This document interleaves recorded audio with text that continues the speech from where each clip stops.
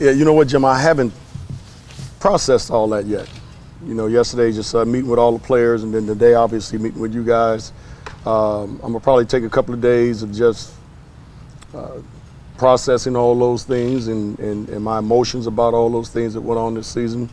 Our young guys, the development of our young guys, you know, the announcement Kobe made in Portland, and then just kind of going through this farewell tour, so to speak, for the remainder of the season. So, you know, I haven't really had time to even think about it. The only thing I've, you know, just kind of flashed through my mind the last, you know, day and a half is, you know, obviously the last game and his performance. You know, I'm still just sitting there in awe of the way he played and, you know, the way he went out, you know, with the victory and with an unbelievable game. You know, that's the only thing I've been thinking about the last day and a half or so.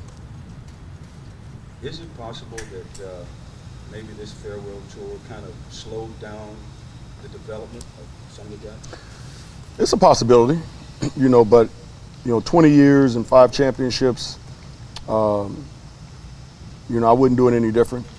He deserved everything that he got as far as everywhere we went. I've never seen so many Laker jerseys, you know, number 8s and 24s in arenas. I never heard the crowd so boisterous when he made a shot. It was almost more than their own team making shots. So I wouldn't trade it for anything in the world. I thought we handled it extremely well. There were nights that we had no clue if he was going to play or not. But like I said, you know, at the beginning of the season, my goal was to make sure he got to game 82 relatively healthy and was able to perform. And, you know, you couldn't have written it any better. Byron, when you look at the record, 17 wins, what would you as a coach, what's one or two things that you would have done differently over the last 5 or 6 months? I don't know yet. Again, I got to just kind of sit down and assess the job that I've done as well. And, you know, guys who are here that know me know that, you know, I'm not happy with the way we played as a basketball team. I think we could have been a lot better if we would have, you know, really honed in on some of the things that we had to hone in on early. But that's, you know, that's kind of the price you pay when you got young guys too. You know, it takes some young guys a little bit longer than others to develop. But overall, as far as, you know, the record and everything is, because the bottom line is that's what you judge by. You know, so, you know, like I said, I'm gonna take a couple of days to kind of soak all this in and assess the job that I've done and go from there. Have you and Mitch had any initial conversations just regarding all that? No. Byron, you've said before about when you left Cleveland that you felt like what they told you the process was going to be the timeline you were going to have to implement it. They shortchanged it, basically. They didn't give you the time you thought you were going to have. Where do you feel like you are in that situation here in terms of the process, what you want to implement and how much time they're going to give you to do it? I don't know. I think we're still all on the same page. And, you know, we have a lot, obviously, to dissect, a lot of things to go through. And we're going to go through them, you know, and then after that, whatever happens, happens. During the season, how much pressure did you feel in terms of winning losses? Obviously, the last couple seasons have been very difficult. So as you were going through this season, how much pressure did you feel from the guards in terms of performing and getting wins for this team? None, to be honest with you. It was more of, number one, you know, especially like I said after Kobe announced it, was to really dedicate, you know, the rest of the season of getting him through it. And number two was developing the players. You know, my main objective as a coach is, you know, to have that attitude of going into every game winning. You want to win every game. You know, that's the bottom line. That's all I know. You know, but Mitch or Jim or Jeannie never came down to me and said, you know, we need you to start winning basketball games. There was no pressure like that whatsoever. When you look back on D'Angelo Russell's rookie season as a whole, the progress in it, how do you look at it? You know, just like most rookies, he was up and down. You know, I think at the end of the day, from day one to the last possible game, he showed improvements in a number of areas. You know, so happy with those improvements, happy with the way he progressed, you know, but there's also a lot of room for improvement on a lot of other areas of his game. You know, so, but if you look at him from day one in training camp to his last possible game this year, he was 100% better as a basketball player than he was when we started. In what ways did you see him improve? Well, mentally, I thought he improved. You know, his knowledge of the game got better. He still has to do a much better job of recognizing situations and things like that. Defensively, as we talked yesterday, he has to get, you know, a ton better on that end of the floor, on the ball and off the ball. But he was making those adjustments. He was trying, and that's all you can ask, you know, a guy to try. So, again, from day one to last possible game, he showed improvements in every area, but he still has a long way to go in a bunch of areas. What about from a personal standpoint? Did you kind of see him mature through this process? A little bit. A little bit. I mean, he has a lot of, you know, kid in him. He's 20 years old, you know, and this is a man's game, you know. So I think his first year of experience in this, you know, has taught him a lot, you know, and I think next year he'll come back better. Would you like to see more improvement from him? I'd like to see more improvement from everybody. I don't pigeonhole anybody. Zion, following up on the comments you made a few weeks ago about, you know, you have the expectations that you have as a coach, but just your feeling, knowing how to communicate to the young guys. How do you approach that next season with just the beliefs that you have, but any kind of changes or tweaks with how to communicate? You know, when it comes to communicating, I'm just straightforward. You know, I think if you ask all the players on this team, I don't hold back punches. I don't sugarcoat it. You know, I want them to understand exactly where they stand with me. Sometimes I do it in a very playful way. Sometimes I do it in a very serious way. You know, but I think I get my point across, and I think they understand exactly where they stand with me. So as far as the communication part is concerned, I think from that standpoint, with every player that I had this year, they understood it. They understood their roles, and they understood where I was coming from. So that to me wasn't something that was lacking. Do you think they understand or can relate to maybe your values, maybe that you grew up with, played with, as far as telling them to be tougher, or they were, you know, there were times where you called them soft. Do you think they understand or relate or can comprehend it? Is this generation in tune with your values? I don't know if this generation is in tune. I think they're getting there. You know, I mean, I am who I am. You know, and like I said, I'm gonna call it as I see it. You know, but I think our guys responded, you know, on a number of occasions to me calling them out and putting that type of pressure on them. And, you know, like I said, I didn't only do it with you guys. I did it to their face at practice. It wasn't something that was, you know, when they heard you ask them a question about it, it wasn't something like they hadn't heard. You know, so that goes back to the communication part too as well. And of course, the fans, maybe talk radio, Twitter, social media, want to blame somebody, and because Fans and social, they want to blame everybody. So, but a lot you of them know, want to blame you because that's fine. That's fine. Are you does that in any way impact you? Do you ignore that stuff? Do you just shield it, just don't turn on the radio, or do you laugh at it? I roll with the punches. I roll with the punches because you guys, those guys, they're not in here every day. They don't see what we're doing in practice. They don't see how we're preparing these guys. So they have no clue. So all they're doing is voicing their opinion. And to be honest with you, I'm much smarter than all of them when it comes to basketball. Myron, given the record of the last two seasons, there's obviously been a lot of speculation about job status. Have you received any assurances from management about your place here moving forward, and do you need that? I don't need that. I mean, there's going to come a time where we're going to talk. I do understand that. And I understand this business.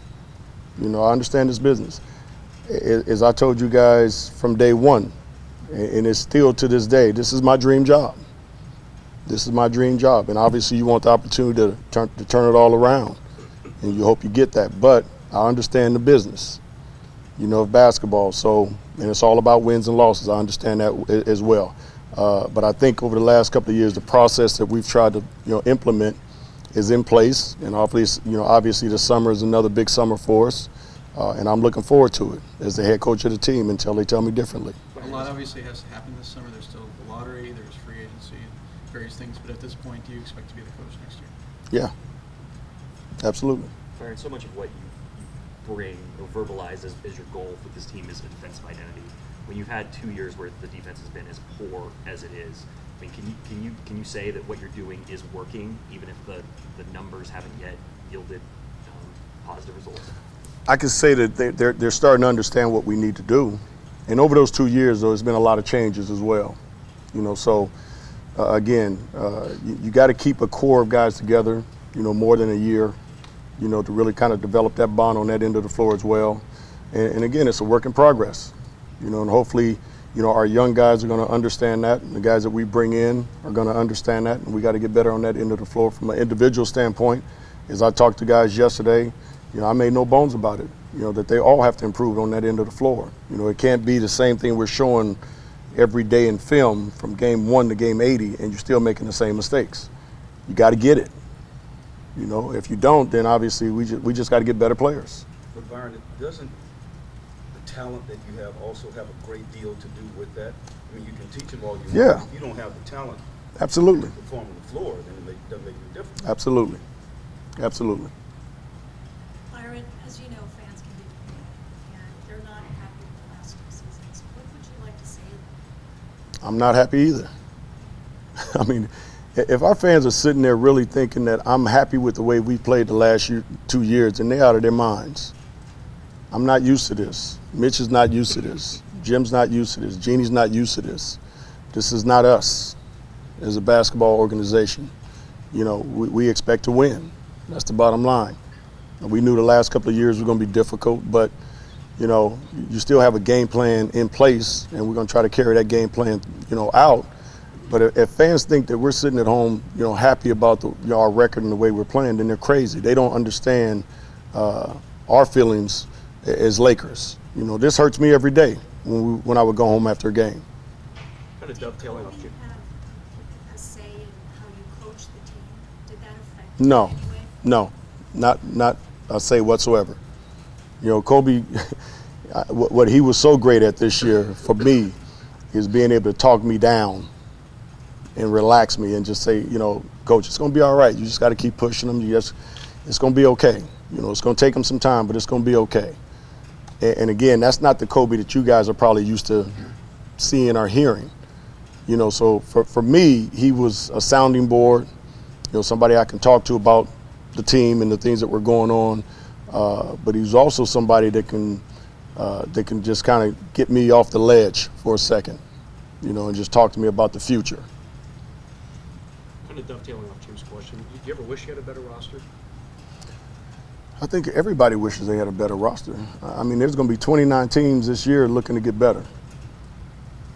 We're one of them. At the end of the day, you're going to have one team in June sometime that's going to be happy. And that's the one that eventually wins the NBA championship. Byron, how Do you does feel like you've been able to embrace this process, just sort of understanding where you guys are as a franchise, and the honesty and the things that go along with it? Like you're going to have to work through a rebuild. Is that something you think you've been able to embrace? I think I've had to. I don't know if you want to say you embrace it. You understand it and you go through it. But like I said, it doesn't make going home at night and sleeping that much easier. Like I said, I live and breathe this. And I live and breathe this organization. So every night after every loss was tough. How hard is it to shift the mindset away from the pursuit of championships to the sort of more of a construction type of thing, building something back up in that way? I don't think it's that difficult, to be honest with you. I think you have to just look at look at your surroundings and see what you have and just be a realist about it. We know right now we don't have a championship caliber basketball team, but we also know that we're in the process of getting back there as well. So as much as it hurts, when I go home and and go to sleep and wake up 3 or 4 times thinking about it, when I finally get up to get here, it's always back to, hey, we got another day to get better.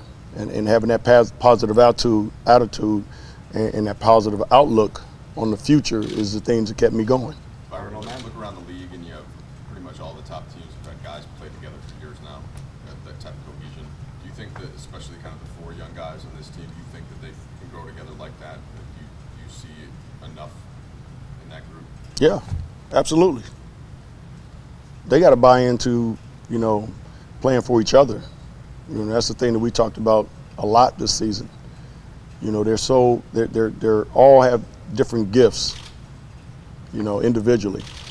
But they learned a few times this season when they forget about the name on the back of the jersey and worry about the name on the front, that we had some success. And then they would kind of go backwards again. So it's just a matter of those guys. The more they can play together and the more they can realize that they're going to need each other, the better the better off we'll be. As you guys go into the offseason and you and Mitch are talking, what are you going to tell him that you feel like you need in terms of roster balance and positions and all those things? Well, I mean, obviously we got to go through all that. You know, like I said, I haven't really even thought about all that right now. Byron, would you say the franchise is in a better place now than maybe a year ago or 2 years when you took over? I would say so, yeah. I mean, when you look at some of the young talent that we have, you know, those guys are young and developing. They want to be good. They just don't know how to go about it yet. You know, so, you know, obviously being tough on them and pushing them, you know, I think is a thing that's going to make them better. So if you look at us 2 years ago compared to now, yeah, I think we're in a much better place because we have much better young talent. Now that young talent just has to continue to develop. Byron, how does this franchise turn the chapter from Kobe Bryant to, I mean, he's obviously been here 20 years. It's a big step to take with him not being here. But how do they turn the page on that? And what would you want players on the outside to know about, like, if they're interested in coming here now? How do we turn the page of Just moving the absence of Kobe Bryant, you know, who's been here 20 years? I think it's really just it's a natural revelation. It's life. You know, he's played his last game. He's gone, so to speak, and you just do it. You just move on. You have no choice. You have no choice. And what do you want, like, for free agency? What do you want the I guess the pitch to be now? I mean, this is still Los Angeles. It's still a very attractive place to be, and it's still the Los Angeles Lakers, one of the best organizations in all of sports. Do you think that Kobe's last game in any way can help you guys moving forward? I mean, obviously for Kobe and just for a moment it was incredible, but for an organization, Jordan talked about kind of that realization that it's the Lakers still and all that. Can that help you guys moving forward in free agency? Well, you hope so. I mean, again, I think the first order of business, you know, with our young guys is having that Laker pride. You know, and like you said, you know, I think a couple of guys felt it that night. You know, that putting on this jersey is different from any other organization in this league, and you got to feel that way. Byron, on the note you were mentioning at the beginning about just the farewell tour, maybe possibly bringing the challenges, how did you see the young guys kind of handle it? Well, I think they had their ups and downs with it as well. You know, they sometimes they're trying to figure out, you know, what to do out there. You know, and it is a challenge. It is a challenge because you want KB to get everything that he deserves. You know, so I think sometimes our guys were torn on how to play or when to do this and when to do that because they were so, you know, into him being on the court. And when he was off the court, then there was sometimes a battle of, okay, who's going to take over instead of more of let's play together.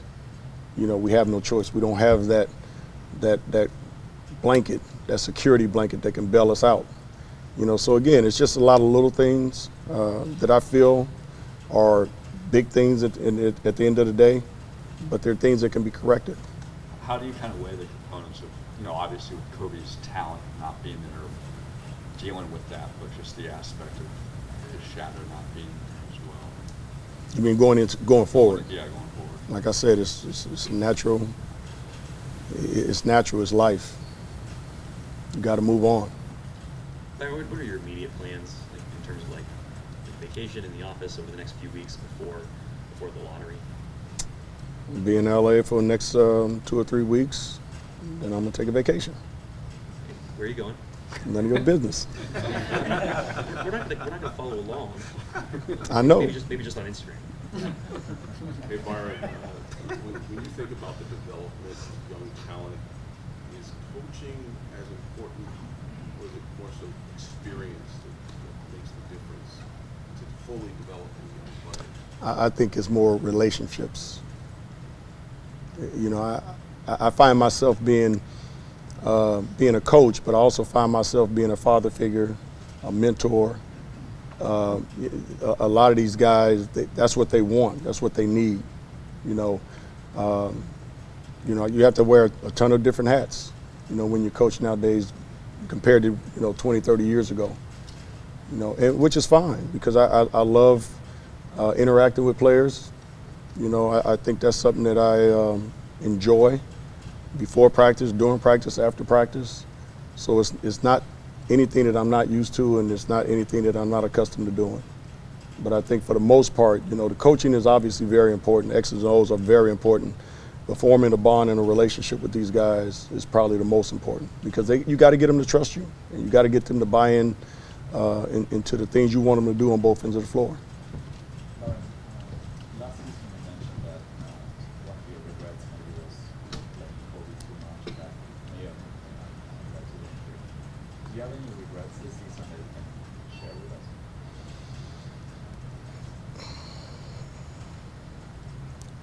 How long we have? We don't have enough time. I mean, for me, because I'm seriously would have to sit here and really, really think about, the 7 to 8 preseason games all the way to these 82 games. Like I said, for me, the big picture was to develop our young guys and get number 24 through this season.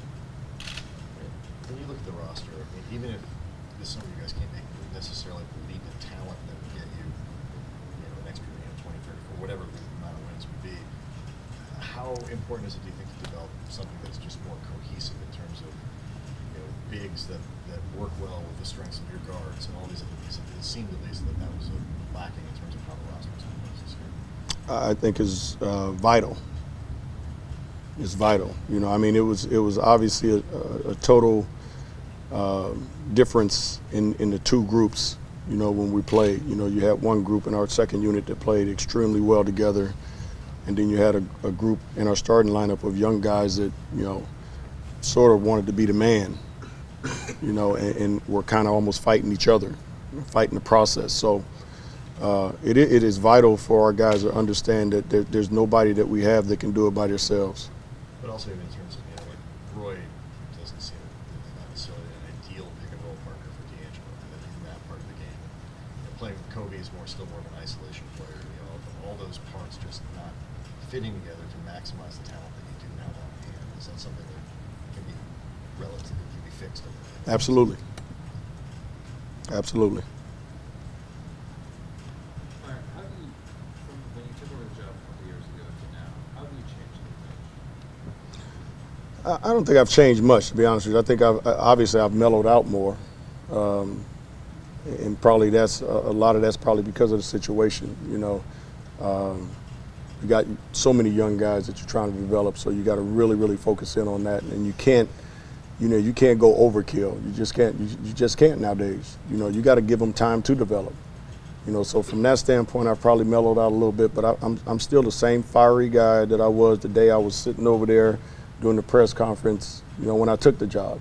That hasn't changed. My desire, my heart, my passion for this game, my passion for this organization, none of that has changed. That is still the same. And I'm still a firm believer that, we'll be back to where we were 7, 8, 9, 10 years ago. Do you think sometimes you did push the guys a little bit too far? No, I thought really I pushed them as far as I thought they can handle it. They haven't really seen me push them too far, believe me. Byron, considering the record, a lot of which had nothing to do with your coaching necessarily, and just the talent level, but the tenor of these meetings, when you sit down with Mitch, is it going to be to resell yourself why you're still the right coach for this, or an affirmation of why this is working and why we should continue with this? I think it all just kind of depends on, how the meeting is going. Mitch and I got a great relationship. We've known each other for a long time. And I'm sure it'll be not only just Mitch and I, it'll be Jimmy as well.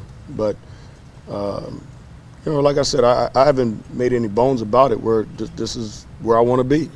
That's the obvious, So, but then again, I understand the business as well. But I love this organization and always will, no matter what. Have you guys made plans to have those specific conversations? Do you know when that's happening? No, we have not yet.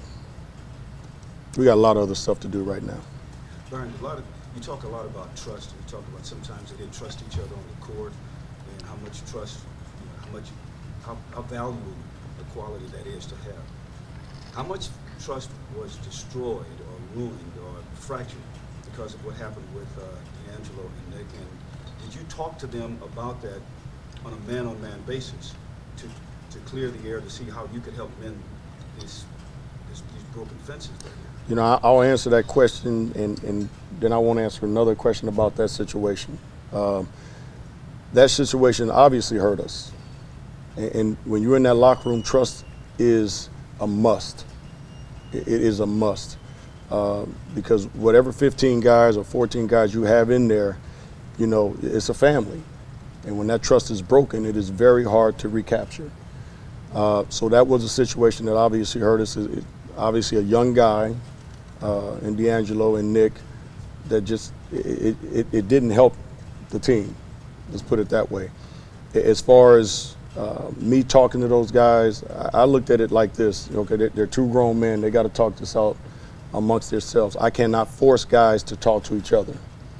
But what I can do, and what I did do way before that happened, is that I tried to give them enough information on how to handle situations here in Los Angeles, and to make them understand that we are in a fishbowl. You know, everybody from the outside is looking in, and you have to understand that. You are a target no matter what. And every time you think you're somewhere and nobody's watching, somebody is. So just be very careful in the things that you do, the things that you say. And obviously we had one blunder, and it really messed up or divided that locker room. That being said, time heals all. He made a mistake, he knows it. You know, he is our player, and we love that kid, and I think that kid is still going to be a great basketball player. He made a mistake. It's over with, we move on. A lot of nice things about Jordan Clarkson throughout the season. Has he really found his ceiling from what you've seen this season? No, he hasn't. Jordan has a big-time upside. Now, what I did rip him about yesterday was his defense. He is too athletic and too quick, you know, to be that bad defensively. And I told him. And numbers, you know, from our analytical department they don't lie. So my challenge to him was that, you know, that end of the floor next year is a must. You know, and if we get the right players in here, if he doesn't do it, he won't play much. It really is that simple. Given the Two more defensive questions, numbers, guys. was that mostly the message you said? Absolutely. Absolutely. It's that important. Right, kind of end on a positive note. For Kobe's last night, how did you process that? What was that experience like for you? You know what, I thought we started gearing up for it 2 nights before that. You know, we talked in Oklahoma City about minutes. We talked about, you know, going out with a win. Then obviously the night of the game, you know, for the first time all season long, for the first time in 2 years, you know, when I was coming in, he was coming in at the same exact time. You know, we embraced each other, talked for a quick minute. Then he went to do what he has to do, and I went to do what I had to do. But during that game, you know, it was just magical. And, you know, we had talked about minutes, as I said, and the third quarter was over. And you know, I looked at him, he looked at me, and he said, let me go. I said, you got it. But I also, at the 9-minute mark, you know, kneeled over him and I said, you got 9.5 more minutes left in that body? And he said, absolutely. At the 7:30 mark, I looked at him, I said, he is exhausted. 5-minute mark, I looked at him again, I said, you got 5 more minutes left in that body? Yeah. That was pretty much it. You know, and when we embraced after the game, again, I just told him how much I loved him, how much I've admired him. And I said, man, this is the way to go out. That's pretty much it. Byron, with this season with the rookies, I find it interesting that this is all that they know, like the madness and the circus, you know, surrounding Kobe all season. Did you talk to the rookies at all about, just so you guys know, this is not, you know, Yeah, this is not the normal. Yeah, this is not what you're gonna have next Yeah, year. this is not the normal. But I also told them to embrace it, because you'll probably never play with anybody this great ever again. Probably never go through a situation like this. And I also told them the last game of the season, you know, it was more of a Game 7 type atmosphere. That's what we're used to. When you put that jersey on, that's what we're used to. And hopefully it motivates them, you know, to go out and get better. Because again, you saw a 37-year-old go out there and give, you know, a Utah team 60 points when he was dead tired, and he did that with just sheer will and determination and the heart of a champion. And I hope our guys, and I think for the most part after talking to them yesterday, it did affect them. You know, I mean, that struck a chord with most of the guys from what I saw yesterday. And if they can just keep that as a you know, a reminder that this is how you got to go out. And as he said after the game, he said, listen to the young guys that, you know, I poured in 20 years of my life, you know, and I didn't leave nothing. I have nothing left. And that's how they should feel. And I hope that's the message that they carry with them the rest of this summer.